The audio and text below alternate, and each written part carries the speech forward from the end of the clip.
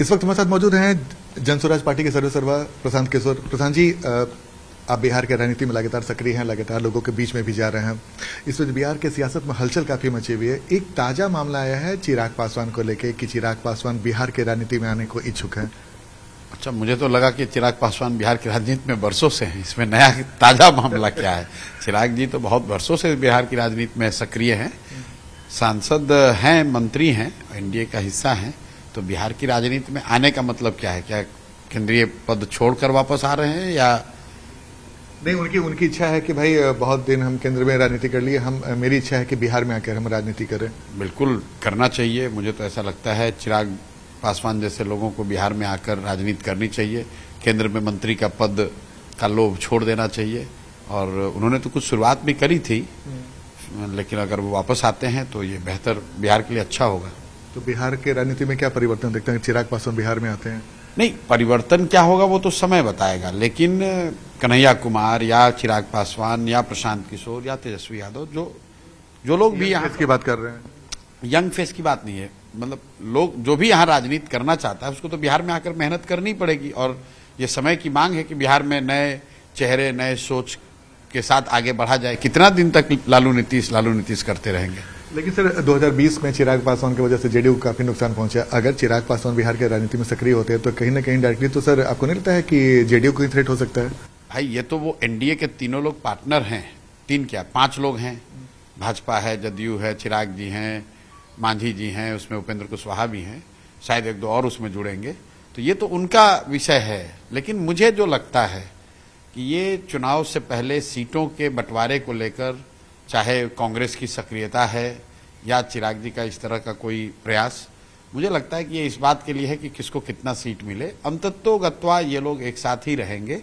और मैं ऐसा नहीं देखता हूं, अगर हो तो अच्छा है, लेकिन ऐसा मैं देखता नहीं हूं अभी कि चिराग पासवान अभी केंद्र में अपनी मंत्रिपरिषद में अपनी जगह को छोड़कर बिहार की राजनीति में आ जाएंगे। ऐसा मैं देखता नहीं हूं। अगर हो तो अच्छा है। तो चिराग पासवान में भी सीएम मटेरियल देखते हैं क्या आप? भाई अपने दल के नेता हैं और बिल्कुल क्यों नहीं, हर आदमी को ये सवाल हमने इसलिए पूछा सर कि चिराग पासवान से काफी अच्छी दोस्ती आपकी, कई बार आपने इसके बारे में बात। देखिए, दोस्ती होना अलग बात है। चिराग जी अलग राजनीति करते हैं। उनके पिताजी यहाँ बहुत बड़े लीडर थे, बहुत लंबे समय से बिहार की राजनीति में सक्रिय हैं। चिराग पासवान अभी कोई 5 या 6 उनके एमपी हैं, लेकिन राज्य की राजनीति में चिराग जी को कोई ऐसी सफलता अभी नहीं मिली है। पिछली बार चुनाव में उन्होंने 100 से ज्यादा सीट पर चुनाव लड़ा था और उसका एक नतीजा ये हुआ कि नीतीश जी की पार्टी को, ऐसा लोगों को लगता है कि नीतीश जी की पार्टी को उससे बहुत नुकसान हुआ। हालांकि ऐसी बात नहीं है, मैं ऐसा नहीं मानता हूं, क्योंकि नीतीश जी की पार्टी का जो नुकसान हुआ सो हुआ, वो सिर्फ चिराग की वजह से नहीं हुआ।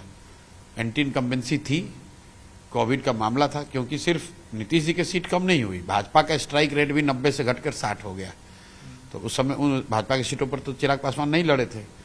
तो एनडीए के खिलाफ जो कोविड का मिसमैनेजमेंट था, जो गुस्सा था पलायन और लॉकडाउन का, वो थोड़ा वो दिखा था। लेकिन मैं फिर दोहरा रहा हूं, मैं देखता नहीं हूं कि चिराग पासवान आ जाएंगे। तो मीडिया ऐसे इसका बड़ा मुद्दा बना रही है, लेकिन अगर वो आए सब कुछ छोड़कर तो अच्छा है। सर, एक कांग्रेस की राजनीति पर काफी दिलचस्प बातें हो रही हैं और जिस तरीके से प्रेस कॉन्फ्रेंस आपने देखा, कृष्णा लवरू ने कहा कि भाई तेजस्वी यादव महागठबंधन के कोऑर्डिनेटर होंगे। ये जो चेहरे की बात होती थी इसके पहले हम लोगों ने देखा था, आपने भी कई बार बोला, लेकिन अगर चेहरा को नहीं आगे किया गया तो इसके पीछे क्या वजह लगती है? इसके पीछे कोई वजह नहीं है। इसकी वजह यह है कि कांग्रेस जितनी सीट मांग रही है वो राजद वाले दे नहीं रहे होंगे। फिर वही बात है, ये बहुत दिनों से ये लोग बिहार की जनता देख रही है। अंततः कांग्रेस वाले तेजस्वी का लालटेन लेकर ही घूमेंगे। इनकी कुबत नहीं है, इनका गूदा नहीं है कि ये राजद से हट के चुनाव लड़ जाएं। और अगर राजद के साथ ये चुनाव लड़ रहे हैं तो वहां लालू और लालू जी के परिवार को छोड़कर दूसरा कौन चेहरा होगा? तो ये क्यों आप लोग भी समय जाया करते हैं? इसी तरीके से ये जो भाजपा वाले लोग हैं, भाजपा वाले नीतीश के साथ ही रहना है। नीतीश जी चेहरा है, कहां उनको हटाकर किसी को बना सकते हैं? ये सब बेवकूफ बनाने वाली बात है। जितने लोग हैं, मांझी जी हैं, चिराग जी हैं, भाजपा वाले हैं, सब एक और नीतीश चेहरा है, एक और तेजस्वी चेहरा है।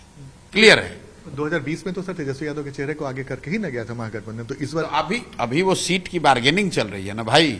अभी तेजस्वी यादव ने सीट वो नहीं दिया होगा जो कांग्रेस वाले चाहते हैं, लेकिन कांग्रेस का ये आपको क्या लगता है, जो इसको थोड़ी बहुत भी राजनीतिक समझ है, कांग्रेस का बिहार में इतना दम है कि वो राजद को कह देगा कि कौन चेहरा बनेगा कौन नहीं बनेगा?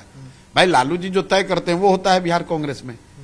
कोई आ जाए, कोई कांग्रेस का प्रभारी बन जाए, जो भी अभी कांग्रेस के अध्यक्ष बन जाए, आप इतने लंबे समय से बिहार में रिपोर्टिंग कर रहे हैं, क्या कांग्रेस की इतनी ताकत है कि वो लालू जी के कहे के बगैर या लालू जी के मन के बगैर कोई निर्णय ले ले बिहार में? ऐसा हो ही नहीं सकता है। तो बेकार हम लोग उस पर क्यों समय जाया करें? सर एक इंपॉर्टेंट है ये सवाल जो आपने कहा कि बिहार में जो मुस्लिम वोटर का झुकाव आपको किधर दिखता है? कांग्रेस अपने बारे में दावा करती है अभी। भाई मुस्लिम वोटर का झुकाव आज भी बिहार में सारे प्रयासों के बाद भी बस एक ही है कि जो भाजपा को हराएगा मुस्लिम वोटर का झुकाव उधर है। लेकिन ये बात भी तय है कि मुस्लिम वोटर यहाँ लगातार 30-35 साल से राजद को वोट दे देकर थक गया है, ठगा हुआ महसूस करता है, क्योंकि राजद ने उसको भागीदारी दी, ना राजद वाले उनके विकास के लिए कुछ करते हैं, न ही जब मुसलमानों पर संकट आता है, चाहे वो सीए एनआरसी का मामला हो या अभी वक्फ का मामला हो, बयानबाजी को छोड़कर राजद वाले करते कुछ नहीं है, सिर्फ मुसलमानों को भाजपा का डर दिखाकर वोट लेते आए हैं। तो एक बहुत बड़ा वर्ग मुसलमानों में भी धीरे धीरे अब ऊब सा गया है कि यार कितने दिन लालटेन में किरासन तेल बनकर जलते रहेंगे। तो प्रशांत किशोर भी पैठ बनाने की कोशिश कर रहे हैं मुस्लिमों की? नहीं, हम लोग कोई ऐसा आपने ईद के समय जो दौरा किया सीमांचल का? ईद के समय दौरा नहीं, हम तो रोज दौरा कर रहे हैं। अच्छा, आपने एक मास्टर मुजाहिद से मुलाकात की? बात समझिए, हम लोग रोज दौरा करते हैं। रमजान के महीने में जब भी दौरे पर रहे तो जिस गांव में भी वहां पर रोजा खोलने का जो इफ्तार होता है उसमें शामिल हुए। ये तो सामान्य प्रक्रिया है। अगर मान लीजिए कि नवरात्रि चल रहा है तो वहां पर नवरात्रि के फंक्शन में शामिल होते हैं। रास्ते में कोई मंदिर पड़ता है, मंदिर में जाते हैं। रमजान इफ्तार हो रहा है, ऐसा नहीं है कि प्रशांत किशोर इफ्तार आयोजित कर रहे हैं और सबको बुला रहे हैं, जो नेता करते हैं।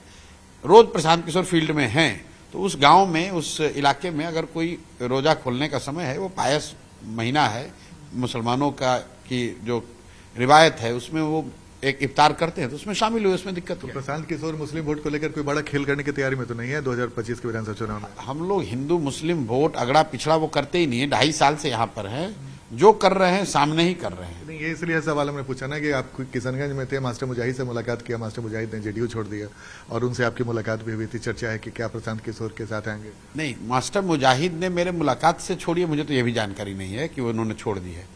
लेकिन अगर जदयू छोड़ा है उन्होंने तो वक्फ के मामले पे बहुत मुस्लिम लीडर्स ने छोड़ा है जदयू को।